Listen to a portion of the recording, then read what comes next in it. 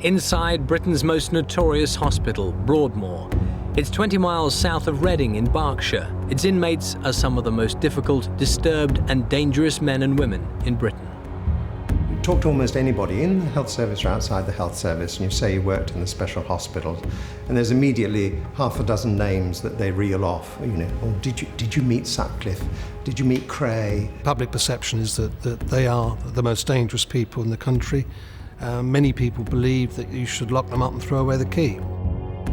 20 years ago, the producers of this film made a program which exposed scandals inside.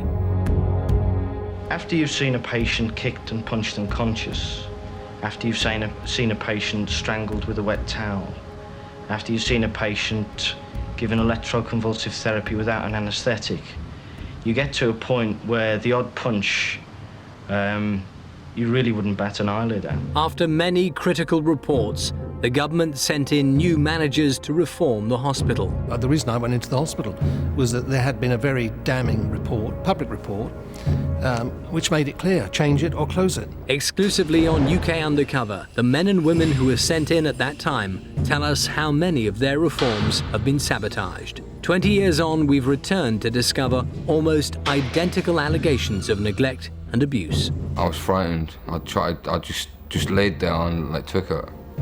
He was bouncing up and down with his knee on my head. He had his knee on top of my head and he was jumping up and down with it. He was a big bloke as well. And behind the high-tech fences, one extraordinary development. Shackling the mentally ill stopped in Britain in the 19th century. But in 2000, Broadmoor used arm and leg shackles as part of the treatment for a mentally retarded man. Patients' relatives are scared about the suicide rate, especially among the 60 women patients. Karen was one of 2 women who died in the first 10 days of January this year. She left this message on the wall of her room. Last month, the government announced a new mental health bill that will create more maximum security facilities like Broadmoor. The question isn't just, do they work, but what are they trying to do to patients? Cure them or just lock them up? All societies struggle to cope with the small number of mentally ill people who are violent to others. Broadmoor has been part of Britain's less than perfect answer for 140 years. It's not a prison, but an NHS hospital. It costs £60 million a year and has 1,200 staff. There's a lot of fear in the hospitals. They can be quite eerie places. But if the predominant notes are we've got to keep this lot under control, we've got to keep them down, and we're very scared of what will happen if we don't keep them down, then you start stripping away the individuality and you start stripping away the opportunities for them to regrow. When Broadmoor opened in 1863, it was a progressive experiment. Since then, its history suggests something of a split personality, sometimes more of a prison, sometimes more of a hospital. Victorian doctors had no tranquilizers or antipsychotic drugs, but they believed fresh air, music, dancing and farm work would heal the patients. Many inmates suffered from schizophrenia, plagued by voices which told them what to do. The most remarkable was Richard Dadd. As a teenager, he learnt to paint at Cobham House. In his early 20s, he went sketching in the Middle East, but he became paranoid. A year later, back in England, his voices told him to kill his father. It would seem that he had a paranoid illness, probably a schizophrenic illness, which is almost indistinguishable from the sort of condition that many people suffer from today. Yet Broadmoor let Dad have a studio, and there he painted from memory. The grasses at the spot where he murdered his father appear in this great painting, which hangs in the Tate Gallery today.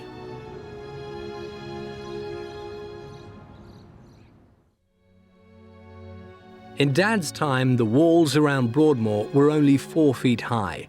By 1950, they were 12 feet high. The higher the wall, the higher our level of anxiety about the mentally ill. Few killers have provoked as much anxiety as John Straffen. he murdered 2 children in Somerset. In 1952, he escaped from Broadmoor. Army and police hunted him for 24 hours, but they were too late. He was found guilty of murdering another 6-year-old girl. Straffan, demented child killer, fixed the image of Broadmoor in the public mind, an asylum for the bad and the berserk.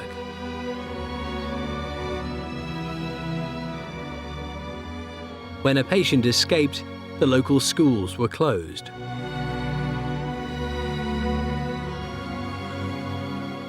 In 1963, 100 years after Broadmoor opened, 2 inmates climbed on the roof and got a huge audience. The beasts were wrecking the cage. But critics started asking why inmates were driven to such protests.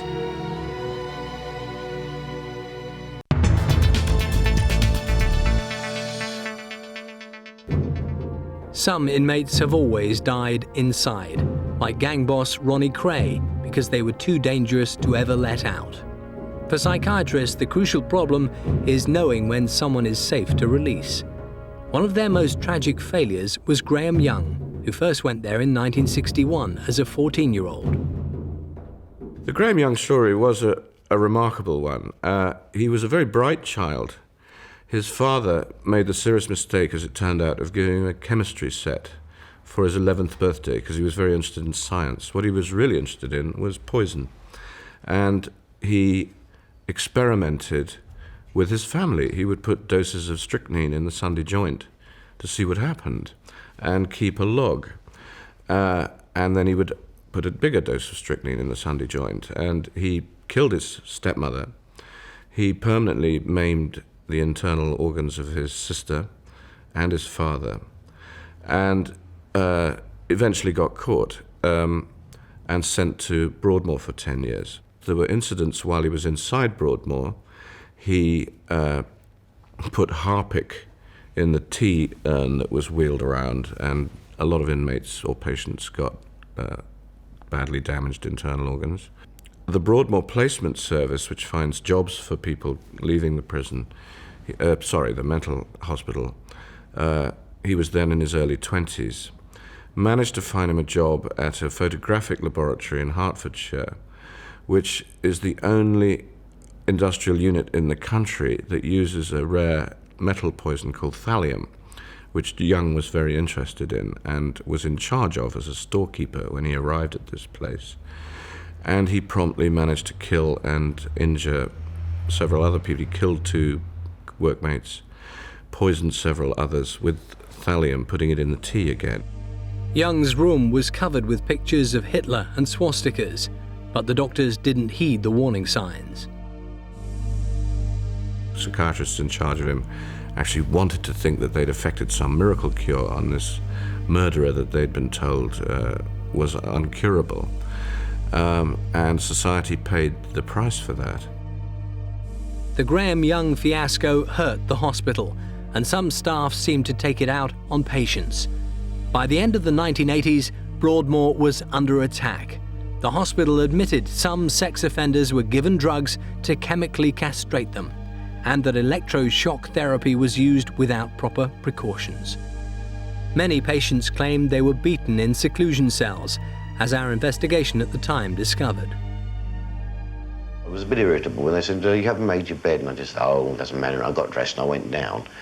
And I didn't mean in any way to be defiant or behave. It just, my nerves were so bad, I sort of couldn't get it together, and I couldn't even get it together to say to the nurse, well, look, I'm feeling very bad, could I leave it, could I come back and cut up later and make it, One nurse followed me down, he was behind me, grabbed me around the throat and started putting the pressure on. There was an automatic reaction. I mean, this wasn't the first time I'd had a nurse grab me around the throat. An automatic reaction, I swung around like that, and it was a gesture, and it tapped his chest, literally, quite honestly, no harder than that. A patient's seclusion in a side room and consequent beating usually followed some provocation from the patient. He'd usually attacked a member of staff. Although that was not always the case. So I was stripped naked, and one of these nurses went just like this, rubbing his hands together. I said, And he said, lock him in. He said, first of all, he said, right, just like this, the treatment. And 3 pairs of size 10 boots started to go into me. I wouldn't like to say how long they kept up. It's very difficult, I suppose, to judge time, but it might have been a minute or two. But just say, you know, a large area of my body was contused. I was, not in fact black and blue, I was green and purple and all different colours, you know, for days afterwards. The reason I went into the hospital was that there had been a very damning report, public report, which made it clear, change it or close it. The final stinging criticism came in the Hospital Advisory Services Report of 1988, which complained, Broadmoor is too custodial and time is running out for the hospital.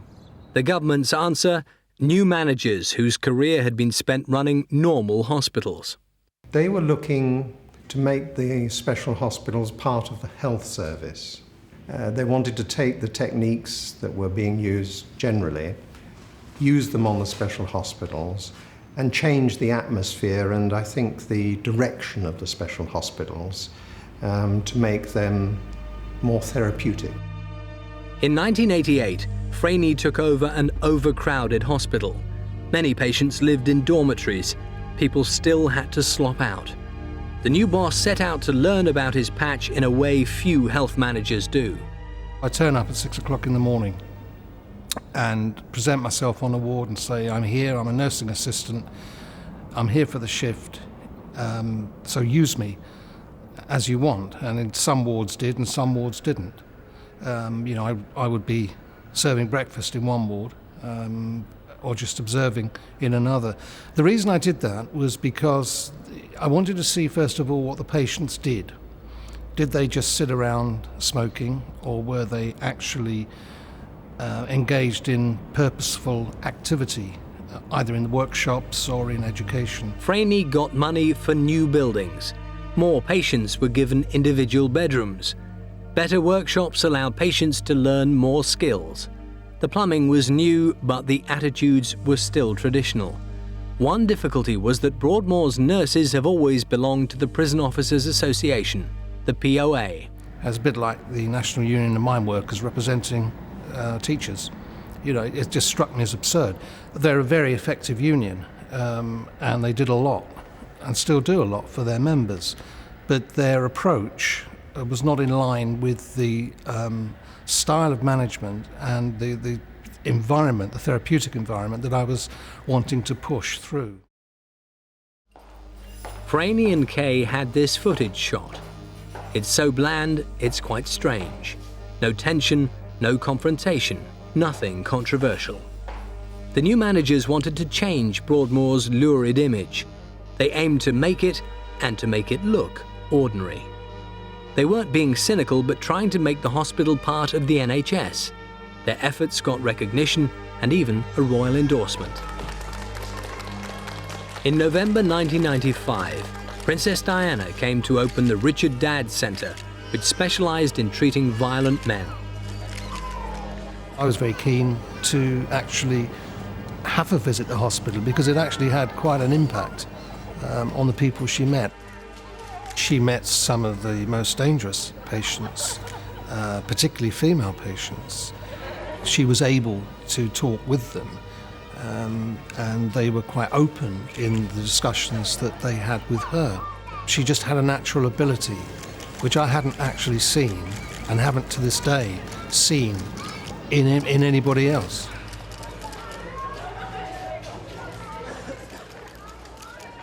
I know that the centre, with its academic unit and Phoenix therapy unit, will further enhance the work of the hospital.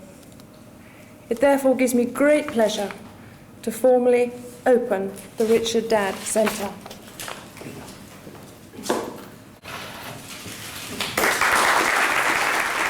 May I now introduce Professor Pamela Taylor. There was a lot more emphasis on providing specific treatments and appropriate treatments from across the whole range of therapeutic possibilities. Male and female patients were allowed to mix more, as Franey tried to make life inside this abnormal environment as normal as possible.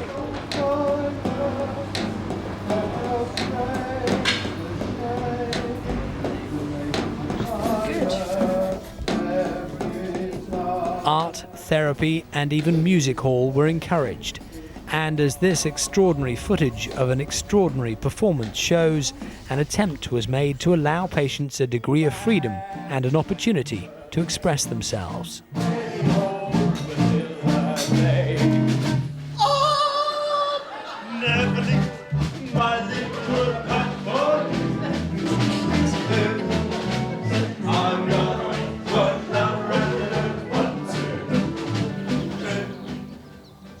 Today, Broadmoor's theatre is no longer used.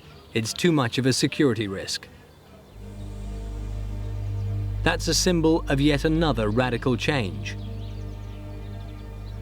Most of Franey & Kay's reforms have been overturned in the name of security.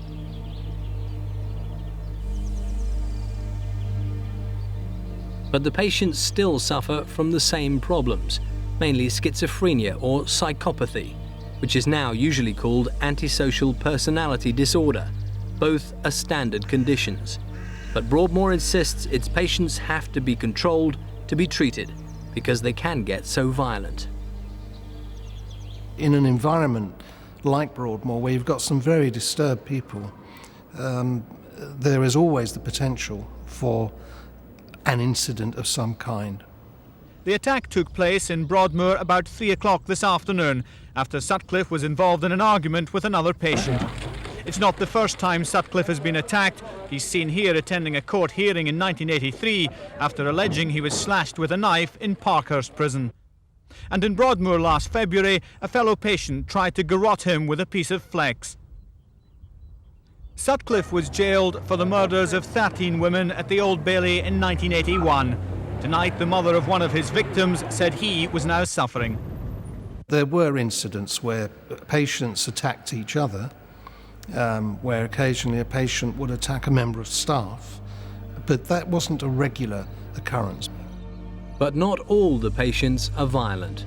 Broadmoor itself admits over 100 of its 400 patients don't need such high security.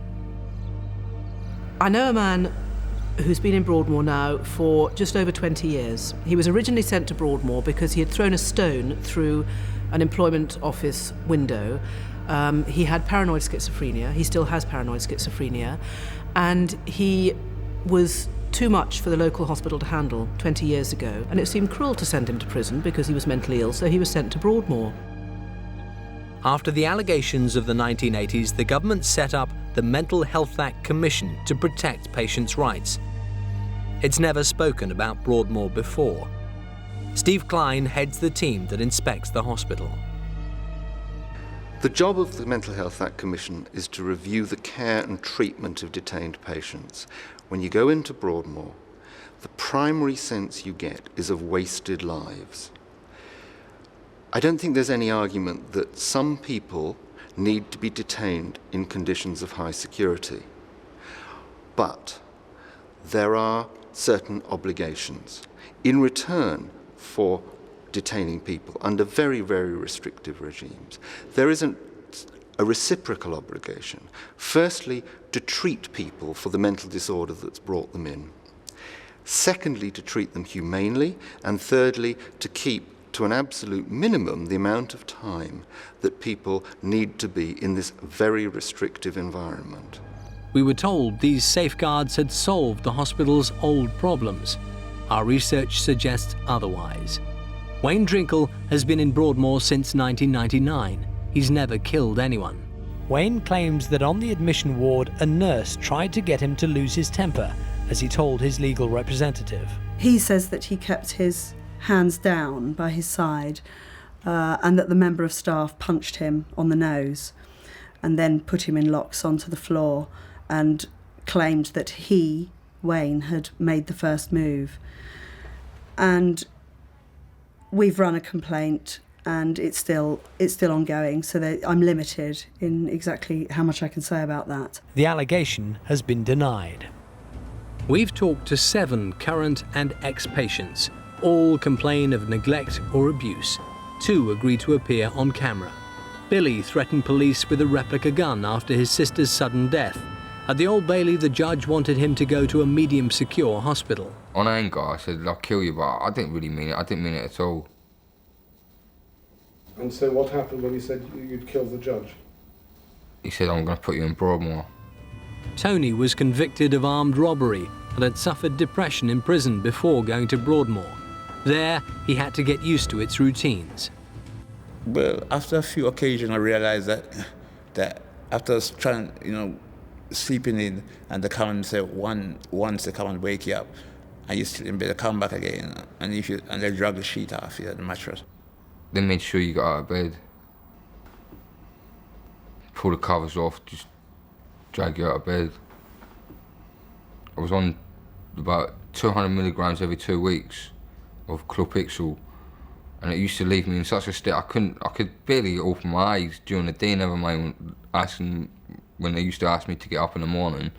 I didn't feel like getting out of bed. It used to knock me out for like 6. Another method they use is that, they said, right, we lock you in seclusion for the rest of the day. We lock you in the room, so you stay in seclusion for the rest of the day if you're 5 minutes late in getting up.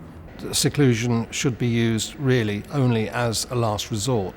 There was a problem with seclusion. Many felt that it was inappropriately used as a method of containing people. And there were many critics of the seclusion, particularly the Mental Health Act Commission, were highly critical of the use of seclusion. And we introduced a strong policy that meant that there had to be very sound reasons for a patient being secluded. But seclusion is still a problem, we discovered. In the past, seclusion cells were padded cells with only a mattress and a cardboard chamber pot. Today, there's a proper toilet and an intercom.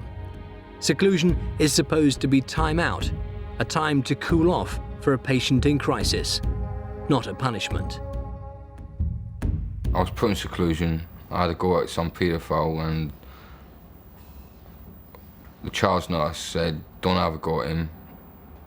I had a go at him, the child's nurse. Next minute, it was about 10 prison staff on me, threw me in seclusion room. I was there for about 2 months. Beaten up and injected, and then I was like out of it. I can't really remember much after that. I was frightened. I just laid there and like took it. He was bouncing up and down with his knee on my head. He had his knee on top of my head and he was jumping up and down with it. He was a big bloke as well. It was terrible. They took all my clothes off me and put me in this. You couldn't rip the soot or anything. I think it was in case you self-harmed or whatever, or try to hang yourself or whatever. They'd give me this little kind of like soot, put that on, and I was just left there day on end. Just laid there on this bed in the middle of the floor. Nothing in my room, nothing. I was allowed about 3 cigarettes a day. It was worse. When I got out of seclusion, I was thinking, my sister's dead, now I'm in Broadmoor, and at first they were telling me I shouldn't be here. Then I had a word with my psychiatrist. He'd said I should be here for about 7 years. It was about 2 days after that, I just broke down in tears. They put me back in seclusion for that.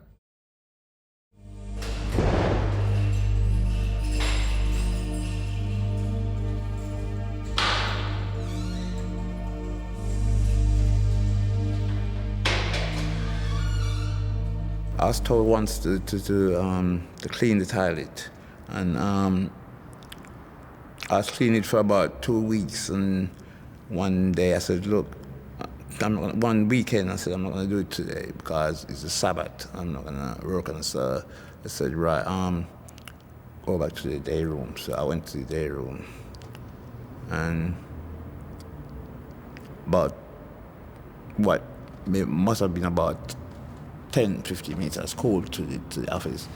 And I was say, all right, you got in seclusion. So they said, well, you was asked to clean the place and you refused. There's about 8 of these people, nurses around me, and you feel intimidated because they are around you, surrounded you, and you stand there and they say, well, take off your clothes, you're going in seclusion. So I was taking off my clothes, I was prodding the back, I pushed someone's hand away, I don't know who was prodding my back, and all the broke was jumping me. A cloth was put in my mouth, and I was being kicked, punched, and put in seclusion. About 2 hours later, the door opened, and there was about 3 or 4 staff standing outside the door, and 2 or 3 buckets of cold, ice cold water was thrown over me. This is the middle of the winter. I've always thought that Tony was a very honest person, and the sort of person who would be likely actually to get into trouble because he sticks up for himself. I've heard patients say that pressure has been put on parts of their body that are known to be injured. A hand that's injured being bent back.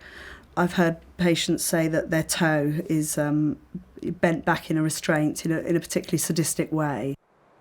Though it would not give us an interview, the hospital offered a statement saying that Broadmoor investigates all reported allegations of assault, and all serious allegations will also involve the police. Staff will be disciplined if there is evidence of maltreatment. However, we never comment on individual patients or their cases. Well, the POA would defend members who'd really behaved in not just an unprofessional way, but in a totally reprehensible way. So members who were clearly involved in maltreatment of patients, unprofessional practices, and so on. The POA would defend them to the hilt. A patient would allege that he'd been struck or ill-treated in some way, and you'd look for other witnesses. Has anybody else seen there? Who else was on duty? And you get a sort of Sicilian omerta, vow of silence. We won't say anything.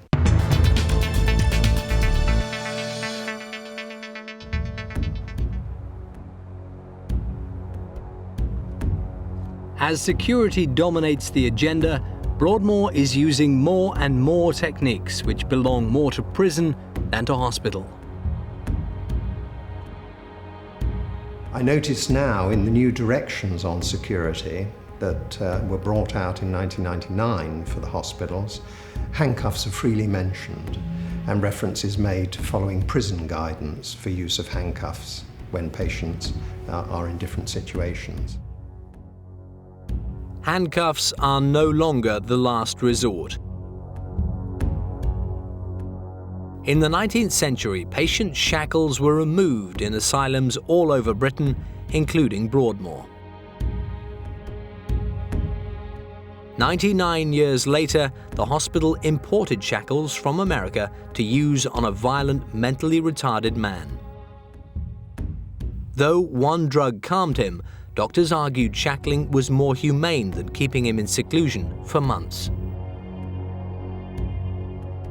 I would be very, very concerned if shackling of patients like you'd shackle terrorists was used in an NHS environment. Using shackles marked a change in the hospital's culture, and it was no accident it happened just as a government report demanded more security. The 4-foot wall has now turned into Fortress Broadmoor. It boasts a second wall, more fences and razor wire, which is illegal in a hospital under European law. Internal security was also stepped up. The Department of Health issued a series of directions on security precautions inside the hospitals, which give no leeway at all, or virtually no leeway at all, to clinical teams in the way that they work. We felt distressed and disturbed that quite so much money has been spent on physical security when there was no evidence that the kind of increase in physical security that we've seen of extra walls and fences was actually necessary. People were not escaping over the walls, and yet something of the order of £55 million has been spent on new walls at each of the hospitals and extra internal security.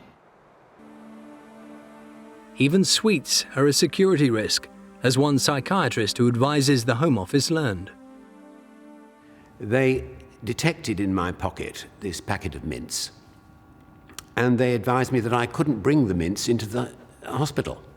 And when I asked why, they said, well, they may be laced with some illicit drugs, and you might give one of the mints to a patient.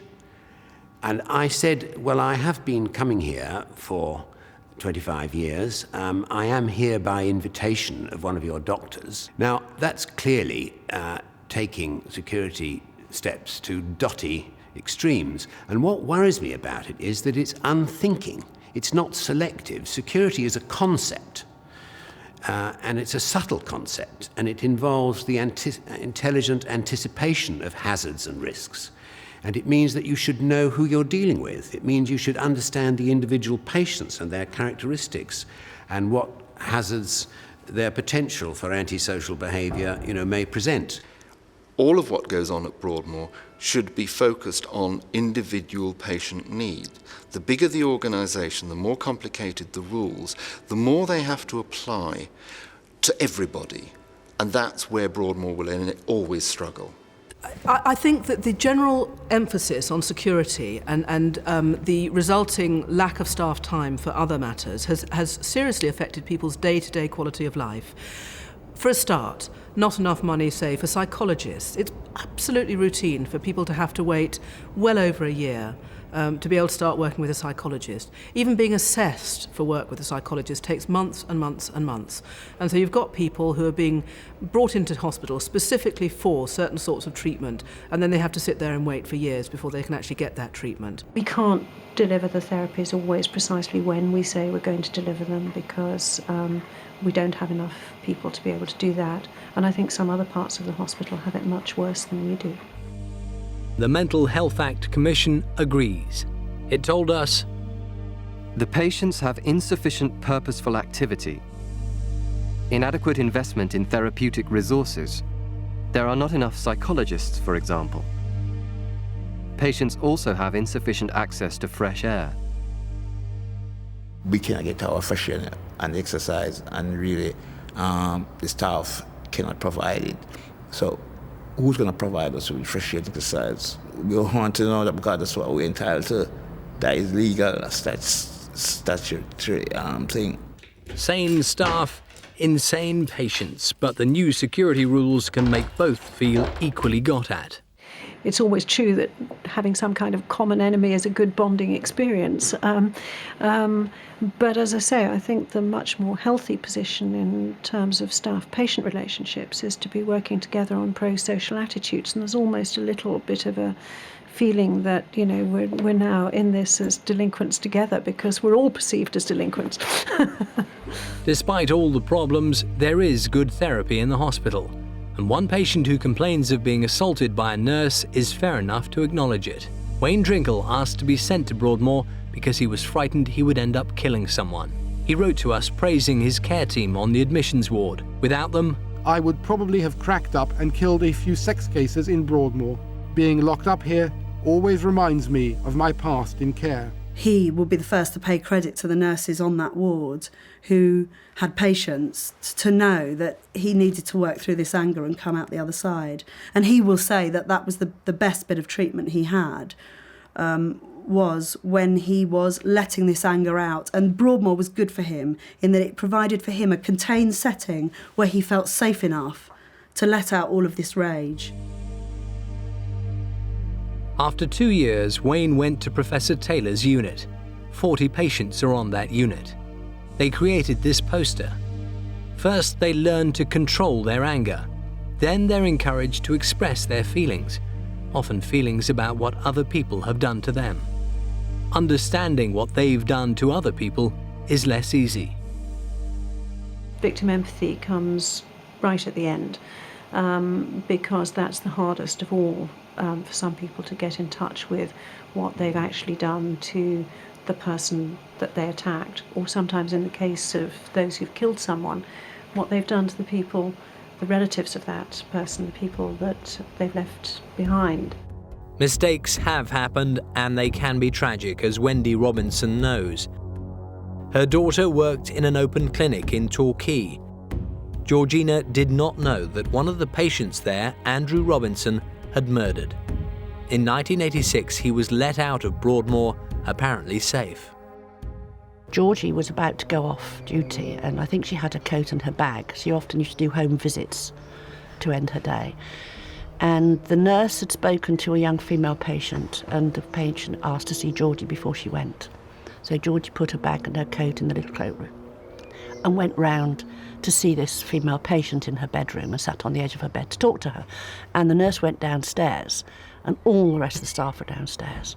Robinson apparently had seen her go into this patient's bedroom, and he must have gone back to his room and got the knife and gone in and attacked her from behind. She was stabbed 14 times.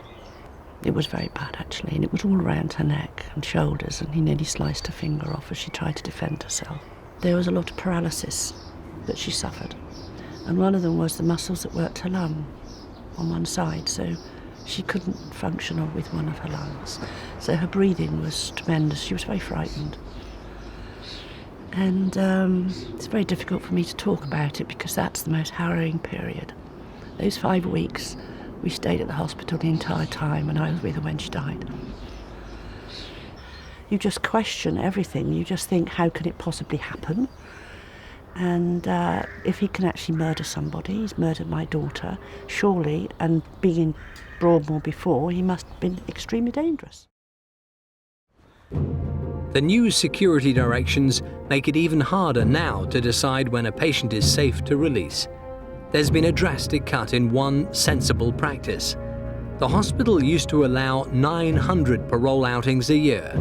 Doctors could judge how well patients coped with the pressures of freedom. Those outings have now been cut to 90 a year. From a patient's perspective, it is an extremely difficult place to be. You don't know how long you're going to be there. You have a very restricted world, and you don't really know what you need to do to get it right in terms of convincing people that you're safe.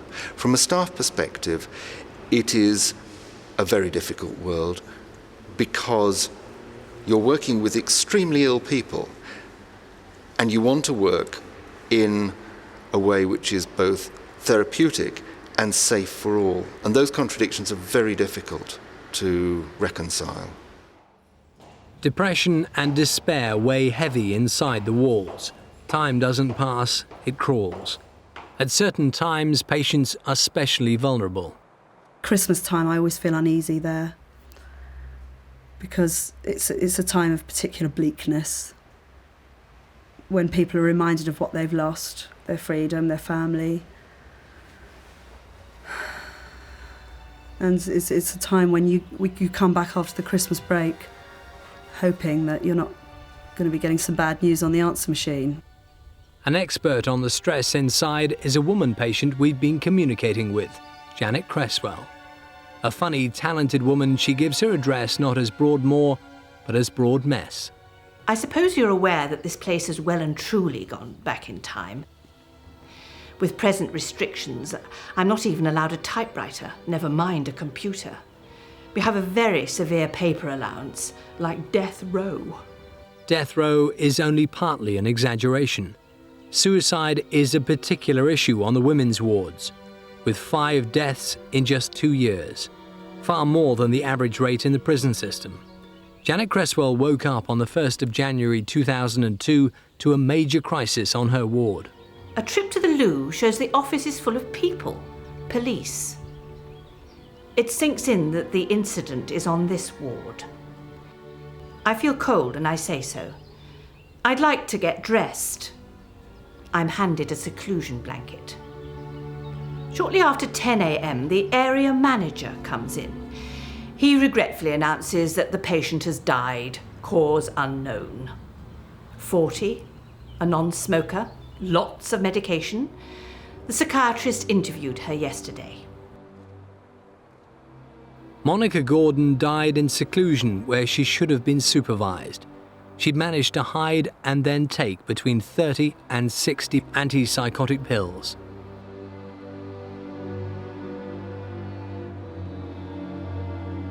Another patient, Karen Kerwin, committed 2 armed robberies and was sent to Holloway. After getting depressed, she was moved to Broadmoor. I visited my daughter on Christmas Eve. I had brought her presents from the family and her sisters, brother and that. Karen was looking ever so well. I stayed for my 2-hourly visit and I kissed her goodbyes and she told me she would phone me. I think Christmas Day, which she did.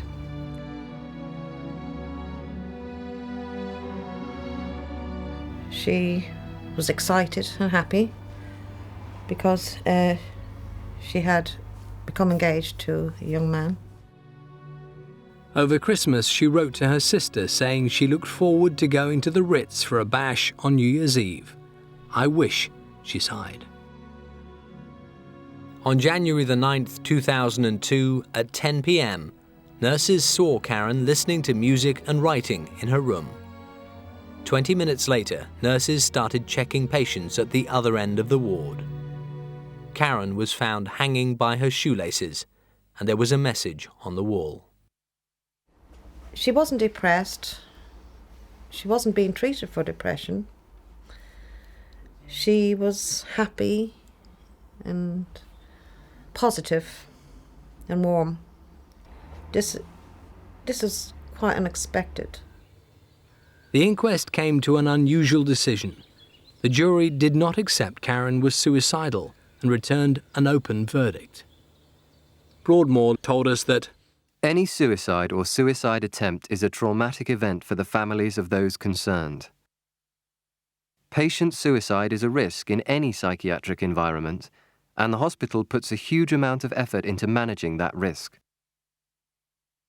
Judged over the medium to long term, the hospital does not have a bad record. We've never heard another word. And as usual, they're keeping it all hush-hush, whatever their findings were. But Karen is just another statistic to Broadmoor, really.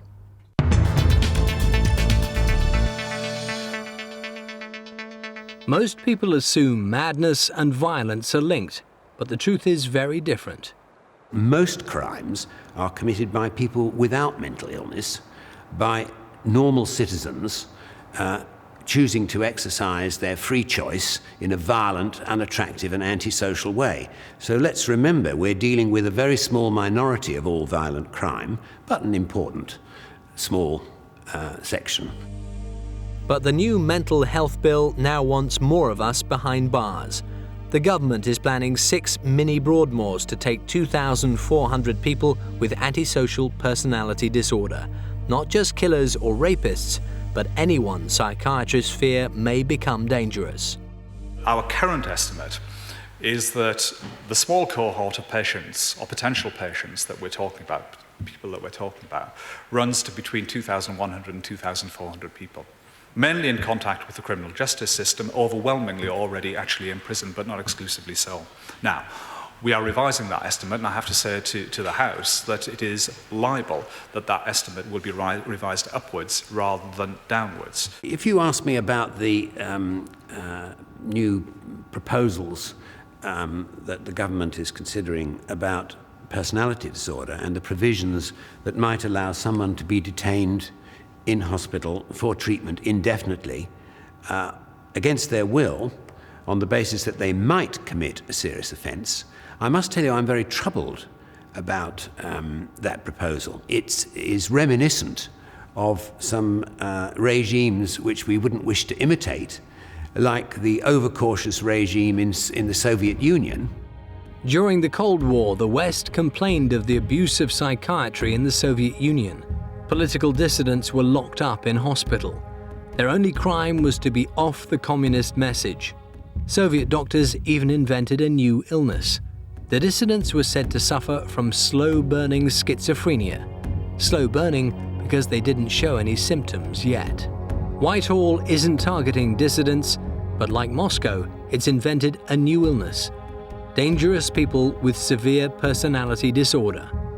Parliament has not yet changed the law, but UK Undercover has evidence that it is already happening stealthily. I have a number of clients. They've done their time in prison, they've done a full prison sentence, they've come to the very end of their stay in the prison system, having been judged all the way through as sane, as not mentally disordered in any way. And right at the end of their sentence, the story changes. Suddenly, a doctor out of the blue diagnoses them as being mentally disordered. Oh, we should have treated this man years ago. Instead of being in prison, he should have been in a hospital. Oh, and he's still dangerous. So we'll cart him off to Broadmoor the day before he's released, and we'll keep him there indefinitely. The most shocking fact is that even before the new mental health law is passed, last year, 271 prisoners were transferred to Broadmoor and other high-security hospitals at the end of their sentences. And there's something very wrong about that. And it's sometimes there's just no shame in it. It's the day, it could be even the day before the guy is due to be released, that he's transferred to Broadmoor. I committed a most serious crime against my first and only girlfriend I've so far. I wanted that girl, I wanted to marry her. And I still remember it vividly, and I was fretting. William Collins was sentenced to 4 years in 1962 for attacking his girlfriend. He broke down in prison and went to Broadmoor, where he stayed for 36 years. Under the new law, hundreds of prisoners are likely to face a similar fate. All the fighting, arguing, trying to fight my way out of Broadmoor and fighting my way back to this girl who is now nearly a 58-year-old woman. I'm 60 in January. All that, I just reacted like that, and it wasted a lot of my life, and all the attacks and things I did on people, hitting people with things and throwing things and all that. Down those first 30 years in Broadmoor, on staff and patients, I deeply regret, but it was a sort of byproduct of what I'd fallen into. Of what you'd fallen into? Yeah, and